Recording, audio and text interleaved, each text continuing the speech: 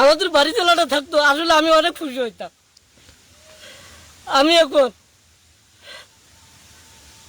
নতুন সরকার বাংলাদেশের সকল এমপিকে আমি আবেদন করে বলছি, বাংলাদেশে যত চর অঞ্চল আছে, অসহায় লোক আছে, সবাইকে দেখতে হবে। আমি চাই না আপনারা আমাকে দেখেন। মানুষ খুশি থাকলে আমিও খুশি থাকবো, এটাই আমার আদেশ। আল্লাহ খারে কখনো উঠায় খারে নামায় একমাত্র আল্লাহই ভালো জানে। এই যে লোকটা, তার কন্টেন্টগুলো আমি দেখছি, আর সম্ভবত উত্তরবঙ্গের অনেকগুলো ভিডিও দেখছি, গরু নিয়ে, জিলাপি নিয়ে, গ্রামের রাস্তাঘাট নিয়ে, সে রাতারাতি ভাইরাল। গতকালকে দেখছিলাম 1 লাখের নিচে তার পেজে ফলোয়ার, মাত্র 150টা ভিডিও আপলোড দেওয়ার পরে সে ভাইরাল। 1 লাখের নিচে, আজকে দেখুন 3 লাখ+ তার ফলোয়ার। তাহলে মানুষের মন জয় করতে পারলে, মানুষের মনে জায়গা করতে পারলে বেশি সময় লাগে না উপরে উঠতে। তবে তার কন্টেন্ট দিকে দেখছি অনেকেই একটা নমস্কার করছে।